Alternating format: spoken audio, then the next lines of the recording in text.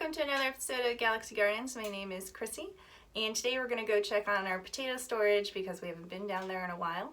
And we finally got a new water heater for our chickens, so we'll go check that out. Come with me.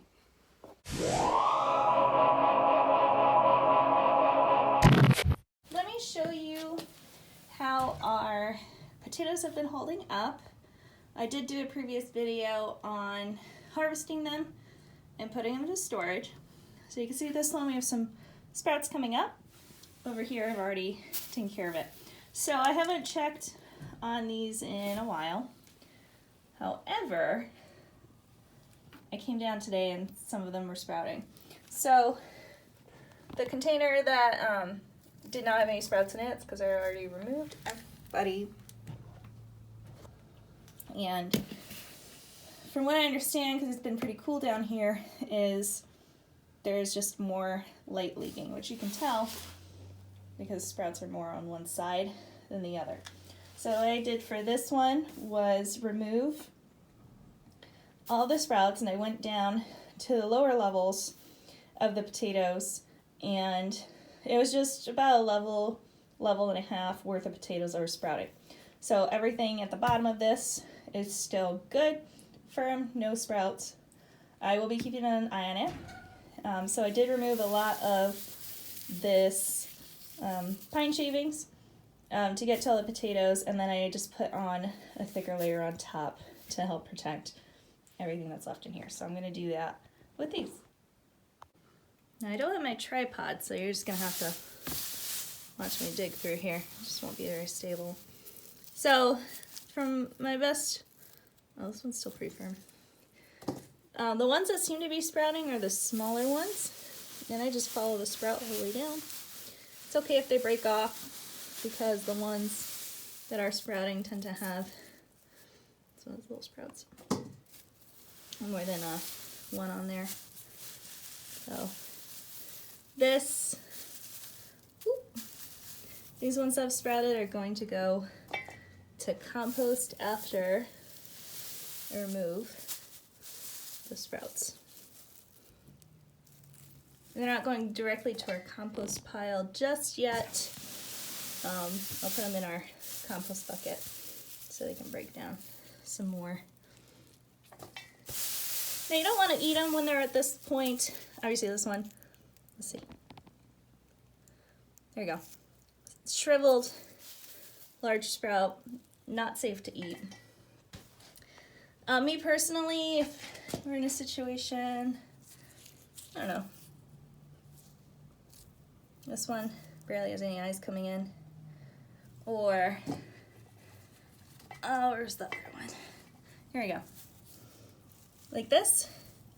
Very, very tiny sprouts, but it's still firm. I'm comfortable eating that. I'm not going to recommend anyone eats this. Please do your own research.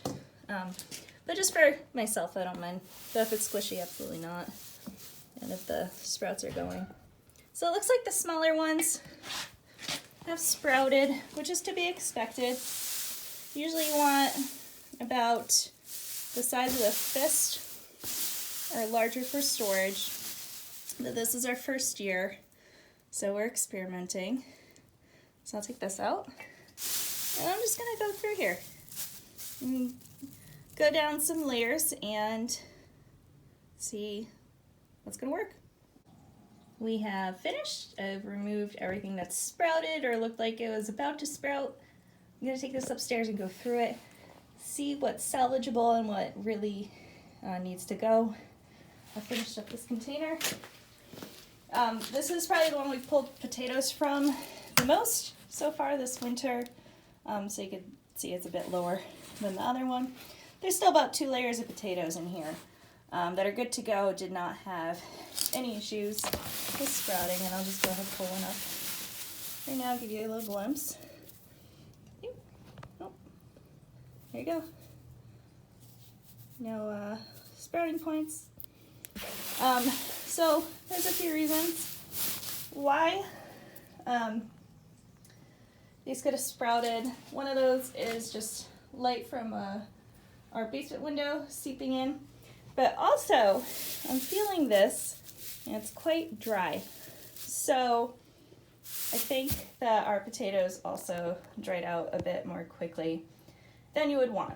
Fortunately, after going through these bins, now these have been in storage, I think for 3 or 4 months now. I forget when we picked all of our potatoes. I'll have to go back and see when we uploaded that other video. But being a few months in storage, we have nothing that's rotting, just some that are sprouting. And that's all right, and that's even from the smaller ones. So we have a ton of potatoes in the freezer. And here you can see our egg storage. Here's our other container. We didn't take that many potatoes out of here. So we have tons of potatoes in freezer storage as well. We have wedges, baked potatoes, all that good stuff. The ones here that I'm going to try to salvage, any of them that are good, I am going to boil a lot. I'm going to boil them a lot and maybe make some gnocchi, maybe make some potato bread, and we'll go from there. We did end up with some excess pine shavings, so I'm gonna give them to the chickens. I'm just gonna throw it in their run. You ready? Oh,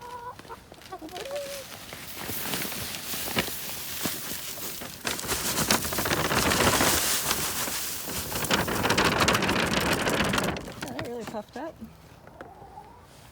It's just a little pile. They'll love to scratch that up. Here it goes.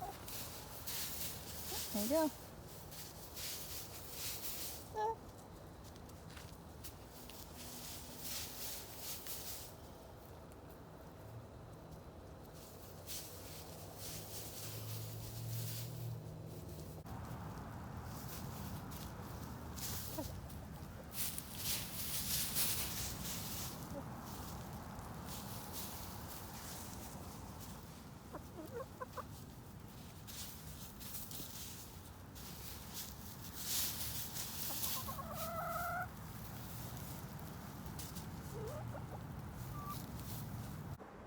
I love the lighting right now. I gotta show you, so we finally got a new water heater in, and it's massive. I mean, look at this thing. So the other one I think is only 10 inches, this one's 15. I think this is gonna be bigger than the stump that we put it on. But I'm told from a reliable source that it works with extension cords. So what we're gonna do, so we're gonna set this up, then we're gonna take the bucket, take the electrical components out of the bottom of the bucket so it's just a bucket, and we're gonna put it on this and we'll see how it does. Alright, so couldn't get the screw there off with my multi-tool, but I was able to cut off the cord. So I'm gonna deal with that tomorrow. I'll just see how this does tonight. There's not that much water left in here, so for whatever reason it freezes, I'm gonna be changing out the water tomorrow anyways. So that's there, that's plugged in. No, there's no extension cords in the coop. That's outdoor extension cord, and go plug it in. And it actually fits pretty snug over our stump, so we'll see how the girls do with that. Alright, here we go.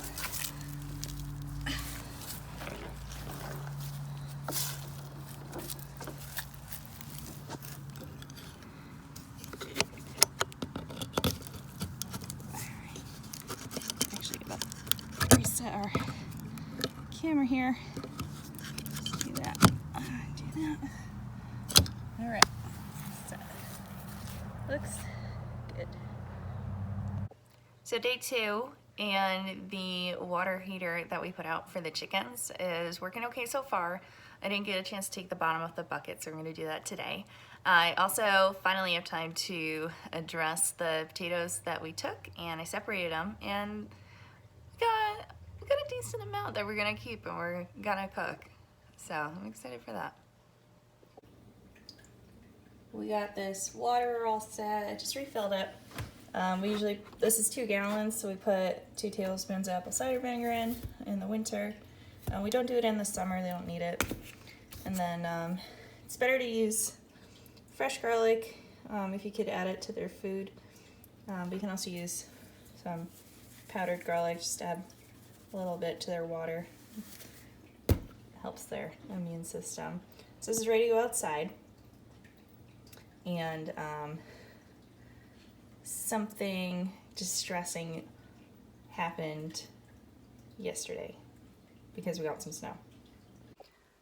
So yesterday we let the girls out for some supervised free ranging, and we had our first hawk attack that came through, and it was failed, but we actually lost Gunther for a couple of hours, and I saw the hawk fly away, so I knew that she wasn't stolen, but I also didn't know where she went. They were by a fence, so my thought is, oh, she probably just flew over it. I couldn't find her. Turns out she was underneath our deck for 2 hours, so she got to come inside and be a house chicken briefly. But this was something that was avoidable. This was absolutely on me, because our chickens are, you know, they're gonna stick out like a sore thumb against some fresh snow, which we just got yesterday. We don't usually have hawks here in the winter, so it didn't even think to me that like one would be nearby. Fortunately, it was a smaller hawk. We have much larger ones that are native to this area, and they were okay. So just to show you how close they were to me, I am gonna put the video next. If you don't like listening to scared chicken sounds, maybe fast forward like 30 seconds and save yourself from that. But, you know, they were within 10 to 15 feet of me. And, you know, hawks are bold, man. So I'll put that here. Very scary. All the girls are fine. Nobody even got like hit by claws or anything. But, you know, if you're going to have animals on your property, their safety is number one, and if there's any kind of predator issues that comes through, I'm not gonna lie, that's on you. That's on you. You gotta take care of them. So I'll put that here, and then we'll talk about some more lighthearted stuff.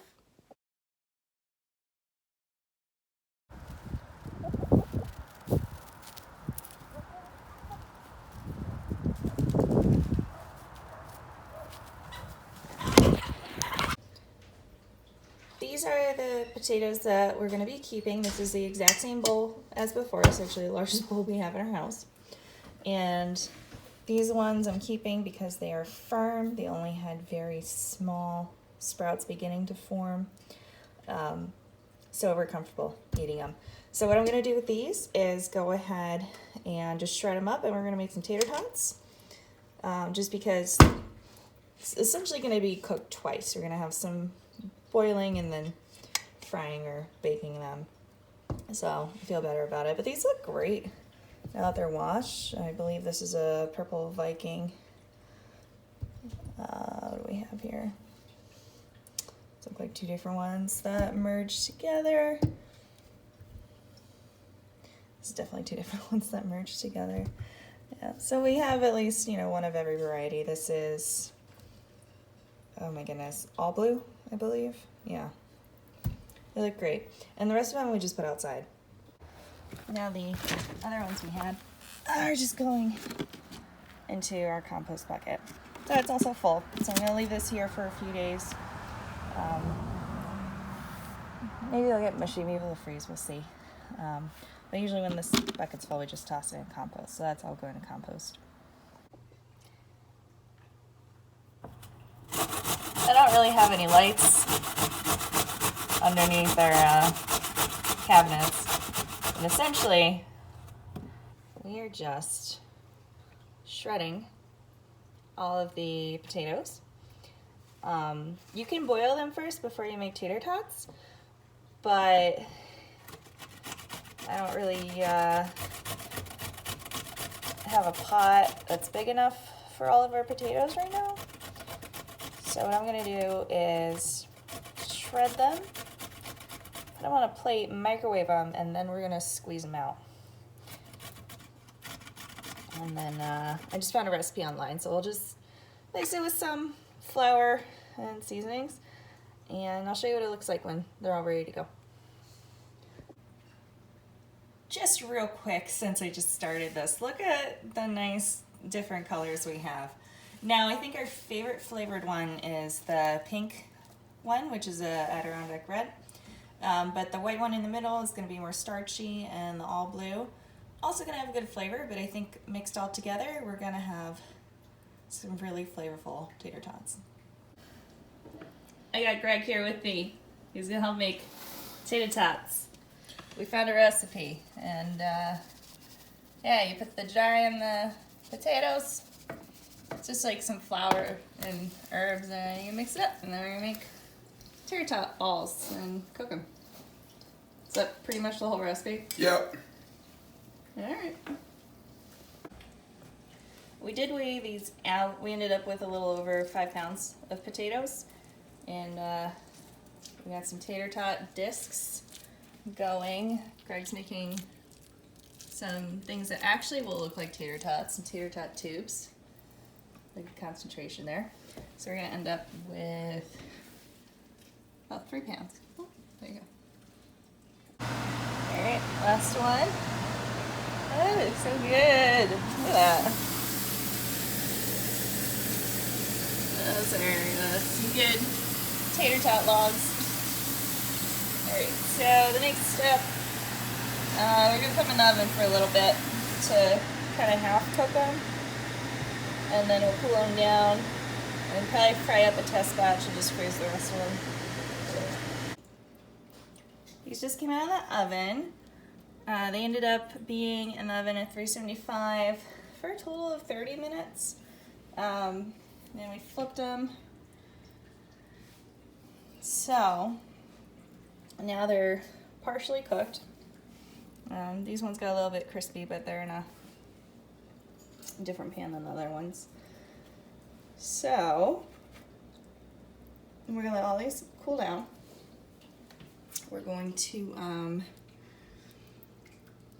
put most of them in the freezer, and we're gonna keep a few out, and we're gonna fry them.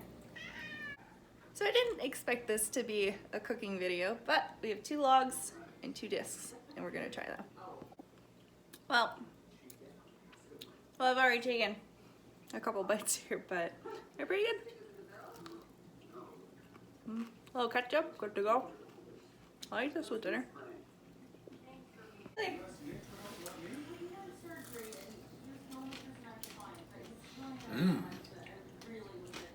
What do you think about the seasonings? I thought it was a good recipe. Yeah, came out very good.